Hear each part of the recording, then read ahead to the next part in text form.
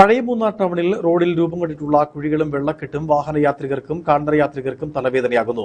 ദേശീയപാത 85 നിന്നും മൂന്നാർ ലക്ഷ്മി റോഡ് ആരംഭിക്കുന്ന ഭാഗത്താണ് വെള്ളക്കെട്ടുള്ളത്. നാളുകളേറെയായെങ്കിലും പ്രശ്നപരിഹാരമില്ലെന്നാണ് പരാതി.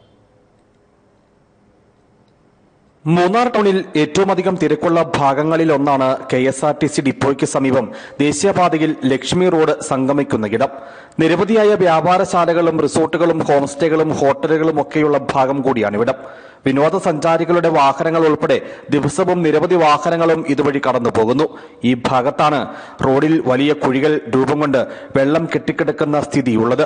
കുഴികളും വെള്ളക്കെട്ടും വാഹനയാത്രികർക്കും കാൽനടയാത്രികർക്കും ഒരേപോലെ തലവേദനയാവുകയാണ്. നാളുകളേറെയായെങ്കിലും ഈ വിഷയത്തിൽ പ്രശ്നപരിഹാരമില്ലെന്നാണ് പരാതി. ഒരു പ്രശ്നമുള്ള ആൾക്കാർക്ക് ഈ റോഡ് പോകാൻ പറ്റും, അങ്ങനത്തെ സ്ഥിതി തന്നെ ഇരിക്കുന്നത്. ഇത് എനിക്ക് വേണ്ടിയല്ല പറഞ്ഞ, ഇവിടുത്തെ നാട്ടുകാർക്ക് വേണ്ടി പറഞ്ഞ റോഡാണ്. പൊതുസന പൈസ അത്യാവശ്യം സർക്കാർ ഗവൺമെന്റിന് പൈസ ഉള്ള സ്ഥലത്ത് ഈ റോഡ് ഒന്ന് നന്നാക്കി കൊടുത്താൽ എന്നാ കുഴപ്പം? ആൾക്കാർക്ക് അത്യാവശ്യം ഹോസ്പിറ്റലിൽ പോകണമെങ്കിൽ ഈ റോഡ് എങ്ങനെ പോകും?